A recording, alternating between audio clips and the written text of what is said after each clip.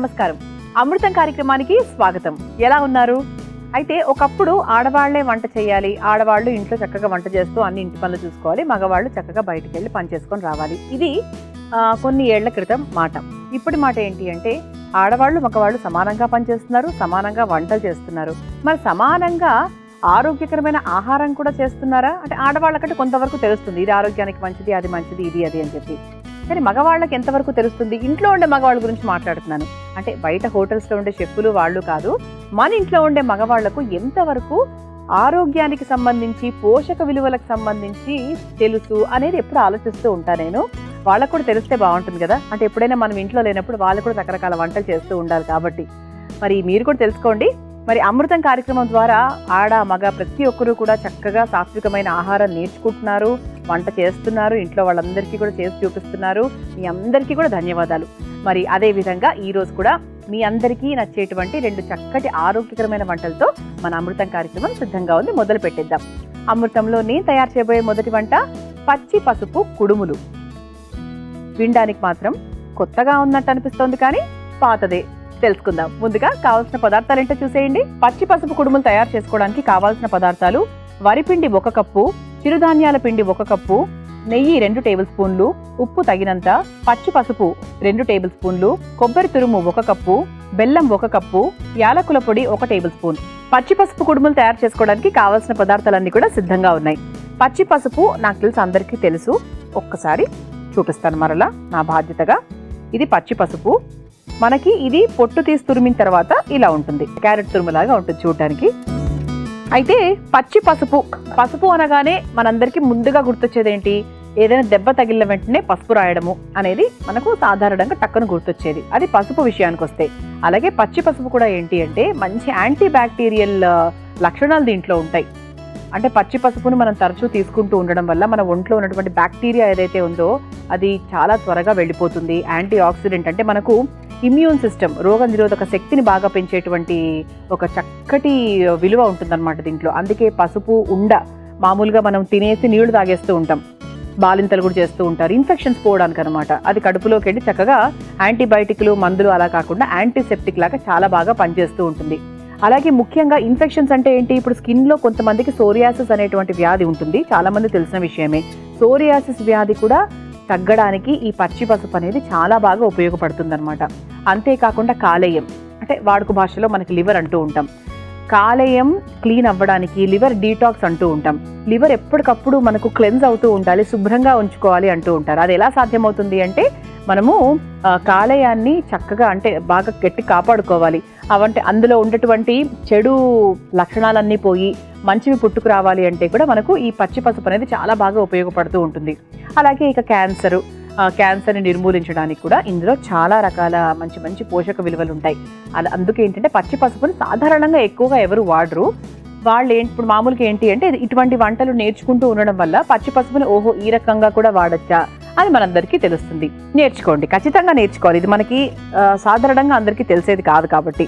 ఇలా పచ్చి పసుపు తురుము రెడీగా పెట్టేసుకున్నాం కాబట్టి ఇప్పుడు దీంట్లో 2 ప్రాసెస్లు అండి. ఒకటి మనం పిండి సిద్ధం చేసుకోవాలి, మరోవైపు ఆ పిండిలో స్టఫ్ చేసుకోవడానికి, కుడుములు అన్నాం కదా, స్టఫ్ చేసుకోవడానికి ఒక పదార్థాన్ని సిద్ధం చేసుకోవాలి. ముందుగా పిండి సిద్ధం చేసేసుకుందాం, అది కాస్త నానుతూ ఉంటుంది.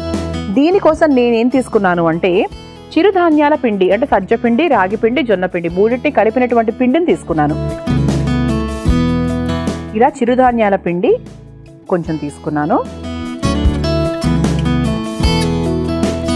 ఆ తర్వాత కాస్త వరిపిండి సమపాళాల్లో తీసుకున్నాను. మన దగ్గర సజ్జ పిండి, రాగి పిండి ఉంటుంది, జొన్న పిండి, ఇవన్నీ కూడా మన ఇంట్లో ఉంటాయి. లేకపోతే కొనుక్కొని పెట్టుకోవాలి, ఎప్పుడు చెప్తూ ఉంటాను నేను. అమృతంలో ఏదైనా చూసిన వెంటనే తయారు చేయాలి అనుకుంటే కనుక మన దగ్గర ఏవి లేవనుకోండి, కష్టం కదా. ఇందులో కాస్త నెయ్యి వేసి పిండి కలుపుకుంటే కరెక్ట్గా బాగుంటుంది, మెత్తగా వస్తుంది, రుచిగా కూడా ఉంటుంది. నెయ్యి వేసేసుకుని ఇందులో కాస్త ఉప్పు వేసుకుందాం, చాలా కొంచెం అండి. ఉప్పు వేసేసుకుని చక్కగా నీళ్లు పోసుకొని కలిపేసుకుందాం. మామూలుగా పూరి ముద్దలాగా కలుపుకోవాలి.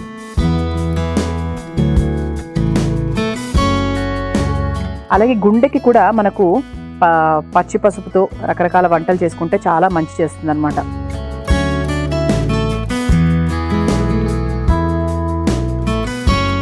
అలాగే మధుమేహం ఉన్న వాళ్ళకు కూడా ఇన్సులిన్ లెవెల్స్ని కంట్రోల్లో ఉంచడానికి కూడా చాలా బాగా ఉపయోగపడుతుంది. పచ్చి పసుపు పిల్లలకు పెద్దవాళ్లకు ప్రతి ఒక్కరికి చాలా మంచిదండి, చాలా చాలా మంచిది.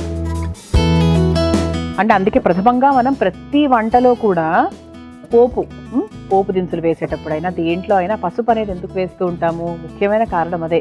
ఈ రంగులు రుచులు ఇవన్నీ పక్కన పెట్టేస్తే ఆరోగ్యానికి చాలా మంచిది, అందుకు మనము వేసుకుంటూ ఉంటాం.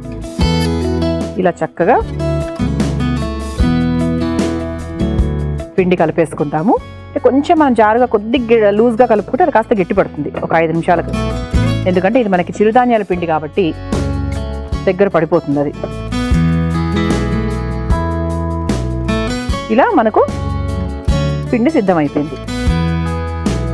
మరోవైపు ఏం చేద్దామంటే ఇక్కడ మనం స్టఫింగ్ తయారు చేసుకుందాం. ఇందులో ఏమేమి స్టఫ్ చేస్తున్నాము చెప్తాను.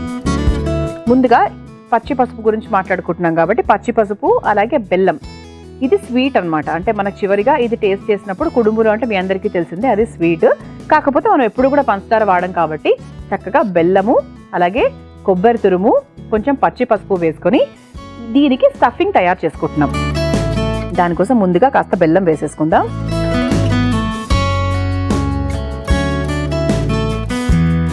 బెల్లం వేసిన తర్వాత కొంచెం ఆ వేడికే బెల్లం కరిగిపోతుంది.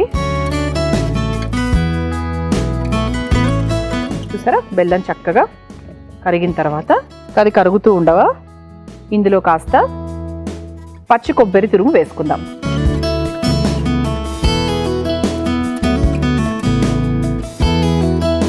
ఆ తర్వాత మన ముఖ్యమైన పదార్థం ఏంటి?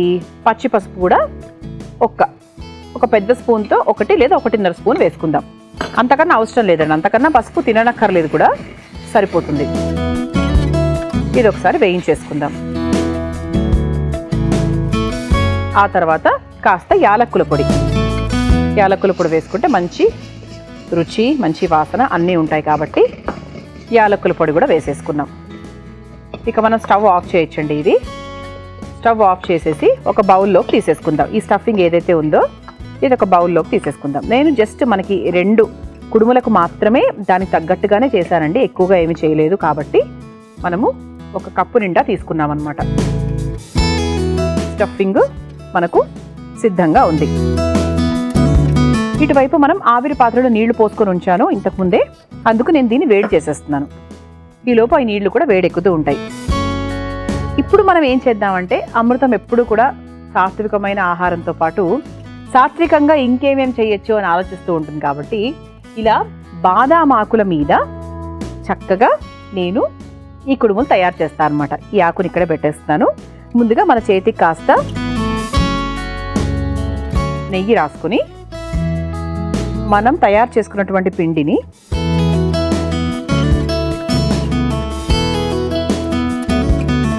ఇలా కొంచెం పెద్ద సైజులో తీసుకుని స్టఫింగ్ ఏదైతే ఉందో దాన్ని ఈ పూరీలోకి తీసుకుందాం. ఈ పూరీ లాంటి షేప్లోకి తీసుకుందాం. ఇలా ఇందులో వేసుకుని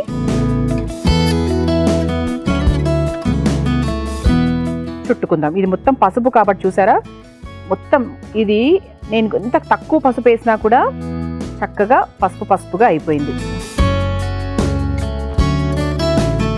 ఇలా చక్కగా స్టఫింగ్ తయారు చేసేసుకుని ఇలా అన్ని వైపులా క్లోజ్ చేసుకోవాలి.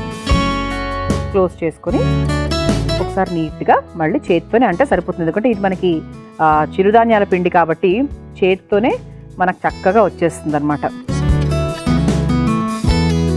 ఇలా బాదాం ఆకుకి కాస్త నెయ్యి రాసుకొని ఆ తర్వాత ఇలా చక్కగా పెట్టేసుకొని దీన్ని ఇలా పెట్టేస్తాం. ఇక్కడ నీళ్లు కూడా వేడెక్కిపోయాయి కాబట్టి దీన్ని చక్కగా ఈ ఆవిరి ప్లేట్లోకి పెట్టేసుకుందాం. అదేవిధంగా దీనికి కూడా కాస్త నెయ్యి రాసి సిద్ధంగా ఉంచుకుంటే ఇంకోటి కూడా ఇలా ఇదే విధంగా తయారు చేసుకోవచ్చు. ఇది చూడ్డానికి అంటే ఇది ప్రొసీజర్ మనకు చాలా ఈజీ అండి. ఒకవైపు పిండి తయారు చేసుకున్నాము, మరోవైపు స్టఫింగ్ కూడా ఎంతసేపు పట్టిందండి మనకి, కొబ్బరి వేయించడానికి ఎంతో సేపు పట్టదు. అలా మనం వేయించుకున్నాము. ఒక 5 నిమిషాలు, 5 నుంచి 10 నిమిషాలు అయిపోయింది మనకి. పచ్చి పసుపు వాడాలి అన్న ఒక ఉద్దేశం ఉండాలే కానీ చక్కగా చాలా బాగుంటుంది. అలాగే మనకి పిండి కూడా మనం ఏంటంటే చక్కగా చిరుధాన్యాల పిండి వాడాం కాబట్టి రుచి కూడా చాలా బాగుంటుంది.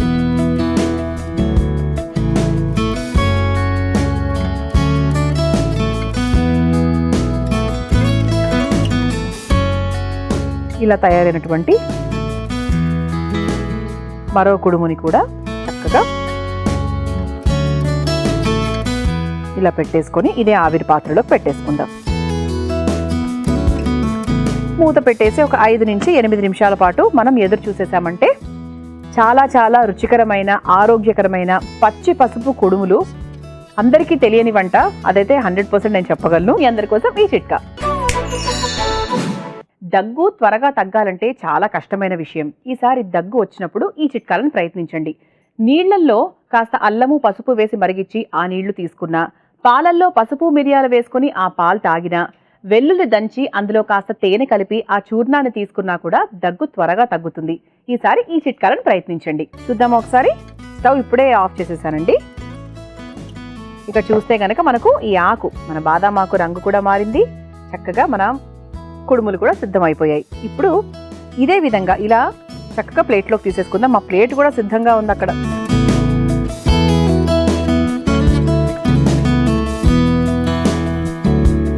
ఇలా చక్కగా ఆకులోంచి తీసి ప్లేట్లోకి పెట్టేసుకుందాం.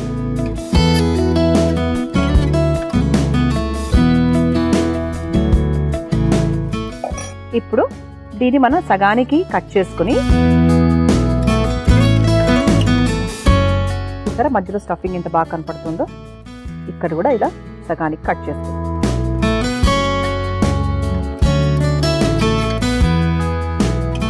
అండ్ చక్కగా మా ప్లేటు బాగుంది, మా కుడుములు కూడా చక్కటి సువాసన వస్తున్నాయి. మీరు కూడా తయారు చేసుకోండి పచ్చి పసుపు కుడుములు.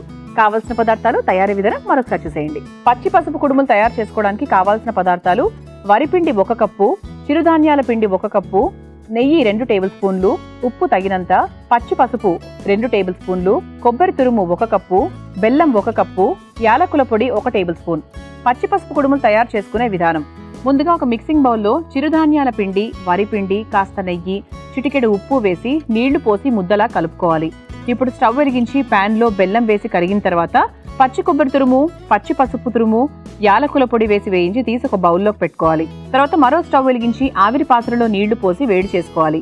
ఇప్పుడు చేతికి నెయ్యి రాసుకొని కలిపెట్టుకున్న చిరుధాన్యాల పిండిని చేత్తో పూరీలాగా ఒత్తుకొని సిద్ధం చేసుకున్న పసుపు మిశ్రమాన్ని మధ్యలో పెట్టి మడిచి ఆకులో పెట్టి మూసి ఆవిరి పాత్రలో పెట్టి ఆవిరి మీద ఉడికించుకొని ఒక ప్లేట్లోకి తీసుకుని సర్వ్ చేసుకుంటే పచ్చి పసుపు కుడుములు రెడీ.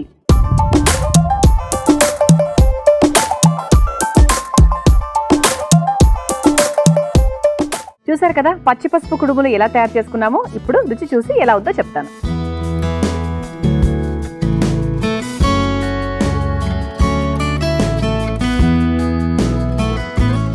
చాలా బాగుందండి. ఏదో పండగ వాతావరణం వచ్చింది.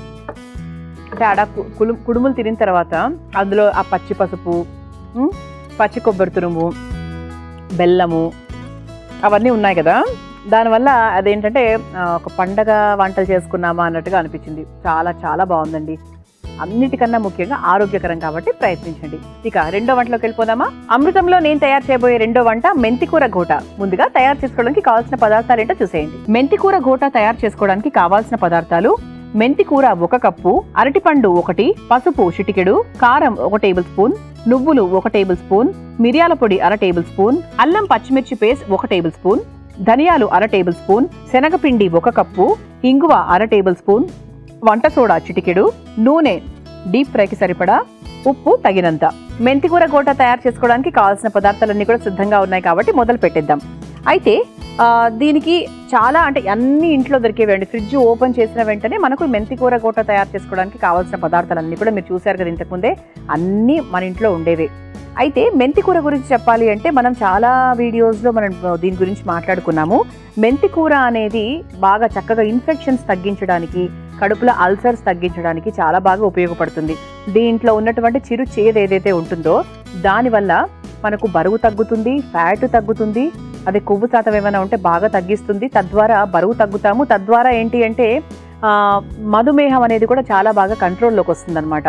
అంటే టైప్ 1, టైప్ 2 ఎటువంటి డయాబెటీస్ ఉన్న వాళ్ళకైనా కూడా మనకు మెంతికూర తరచూ తీసుకుంటూ ఉండడం వల్ల ఆ ఇన్సులిన్ లెవెల్స్ అనేవి చాలా బాగా కంట్రోల్లోకి వస్తాయి. ఈ విషయం అంటే మనం చాలా వీడియోస్లో చెప్పుకునే ఉన్నాము.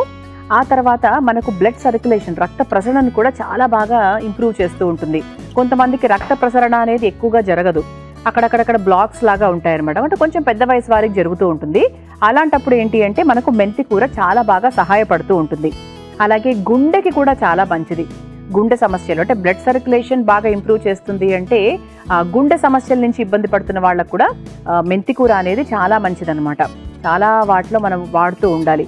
ఇలా మనకు మెంతికూరతో పప్పులు తయారు చేసుకోవచ్చు, కూరల్లో వేసుకోవచ్చు, తర్వాత పరాటా లాగా తయారు చేసుకోవచ్చు. ఇలా చక్కగా స్నాక్ రూపంలో తినచ్చు. ఇలా పిల్లలకు, పెద్దవాళ్లకు ఎవరికైనా సరే మనకు మెంతికూర అనేది చాలా బాగా ఉపయోగపడుతుంది. అయితే ఈ మెంతికూర గోట ఏంటి, చాలా చాలా సులభం అండి. 5 నిమిషాల్లో తయారు చేసేసుకోవచ్చు. నేర్చేసుకుందాం. మెంతికూర గోట తయారు చేసేసుకుందాం. ముందుగా ఒక బౌల్ తీసుకున్నానండి. అరటిపండు కూడా మనము ఒక సగం అరటిపండు వేసుకుందాం. మొత్తం అక్కర్లేదు, ఒక సగం వేసుకుంటే సరిపోతుంది. సగం అరటిపండు వేసేసుకుని చక్కగా స్పూన్తోనే మనం మెదిపేసుకోవచ్చు.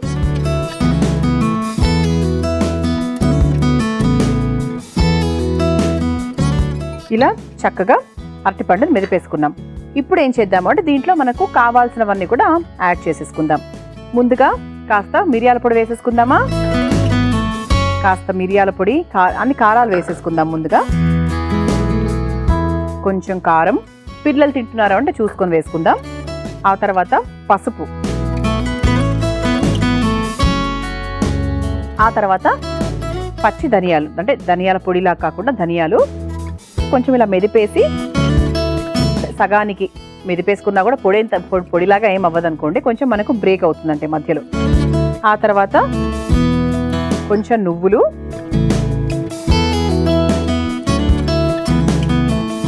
ఆ తర్వాత అల్లం పచ్చిమిర్చి పేస్ట్ అన్నమాట.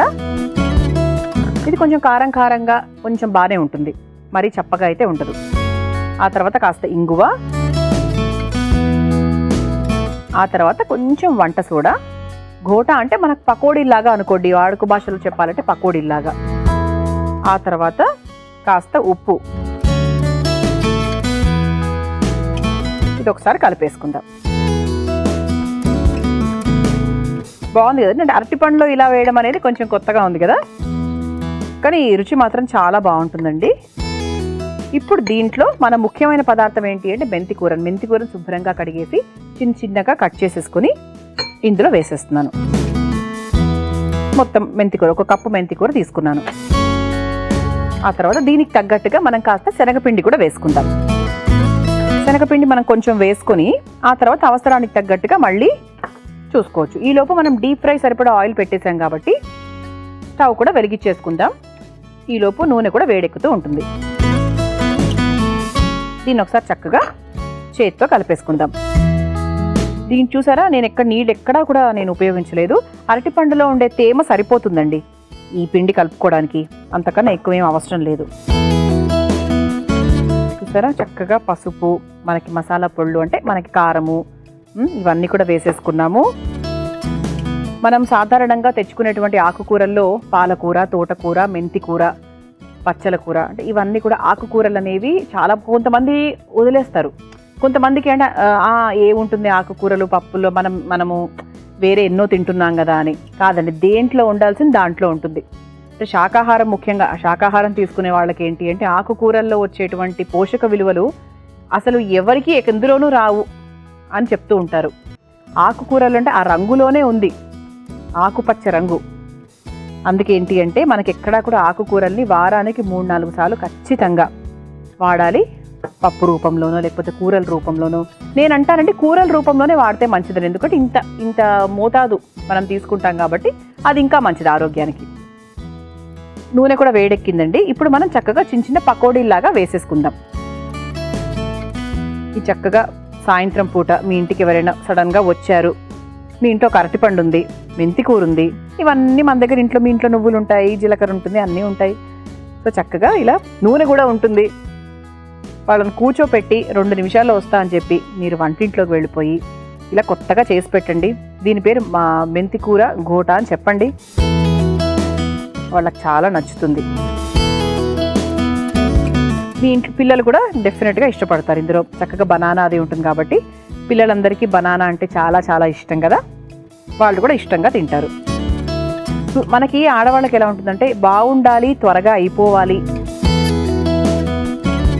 ఎక్కువ శ్రమ పడకూడదు కదండి.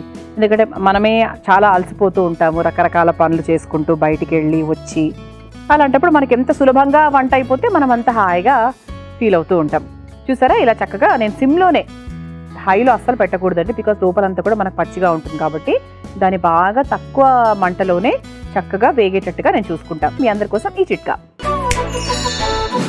గోరువెచ్చని నీటిలో 1 టీ స్పూన్ మెంతి పొడి వేసుకొని ఉదయం పరగడుపున అలాగే సాయంత్రం పూట క్రమేపీ తీసుకుంటూ ఉన్నట్టయితే ఉబ్బసం అనే ఇబ్బంది నుంచి త్వరగా బయటపడతాం.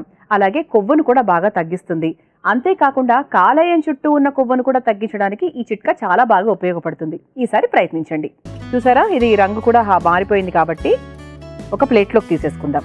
ఎప్పుడు కూడా స్టవ్ ఆఫ్ చేసిన తర్వాత ఇవి తీసుకోకూడదండి, నూనె ఎక్కువగా పీల్చేసుకుంటుంది.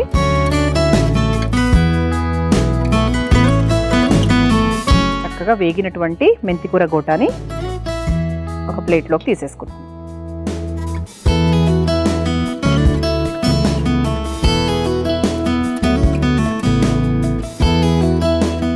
ఇప్పుడు స్టవ్ ఆఫ్ చేసేసుకుందాం.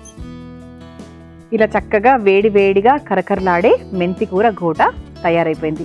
దీన్ని మీరు సిద్ధం చేసుకోవాలనుకుంటే కావాల్సిన పదార్థాలు తయారు చేసుకునే విధానం మరొకసారి చూసేయండి. మెంతికూర గోట తయారు చేసుకోవడానికి కావాల్సిన పదార్థాలు: మెంతికూర 1 కప్పు, అరటిపండు 1, పసుపు చిటికెడు, కారం 1 టేబుల్ స్పూన్, నువ్వులు 1 టేబుల్ స్పూన్, మిరియాల పొడి 1/2 టేబుల్ స్పూన్, అల్లం పచ్చిమిర్చి పేస్ట్ 1 టేబుల్ స్పూన్, ధనియాలు 1/2 టేబుల్ స్పూన్, శనగపిండి 1 కప్పు, ఇంగువ 1/2 టేబుల్ స్పూన్, వంట సోడా చిటికెడు, నూనె డీప్ ఫ్రైకి సరిపడా, ఉప్పు తగినంత. మెంతికూర గోటా తయారు చేసుకునే విధానం: ముందుగా ఒక మిక్సింగ్ బౌల్లో అరటిపండు వేసి మెత్తగా మెదుపుకోవాలి. తర్వాత అందులో మిరియాల పొడి, కారం, పసుపు, ధనియాలు, నువ్వులు, అల్లం పచ్చిమిర్చి పేస్ట్, కాస్త ఇంగువ, వంట సోడా వేసి సరిపడా ఉప్పు కూడా వేసి కలుపుకోవాలి. తర్వాత అందులో తరిగిన మెంతికూర, శనగపిండి వేసి కలుపుకోవాలి. ఇప్పుడు స్టవ్ వెలిగించి నూనె వేడి చేసుకోవాలి. తర్వాత సిద్ధం చేసుకున్న పిండిని నూనెలో గోటాల్లాగా వేసుకుని బాగా కాల్చుకుని ఒక సర్వింగ్ ప్లేట్లోకి తీసుకుని సర్వ్ చేసుకుంటే మెంతికూర గోటా రెడీ.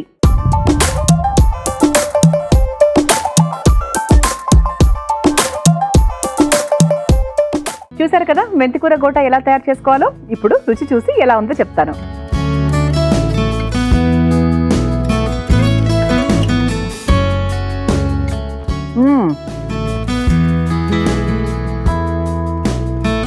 ధనియాలు వేయడం వల్ల చాలా బాగుందండి.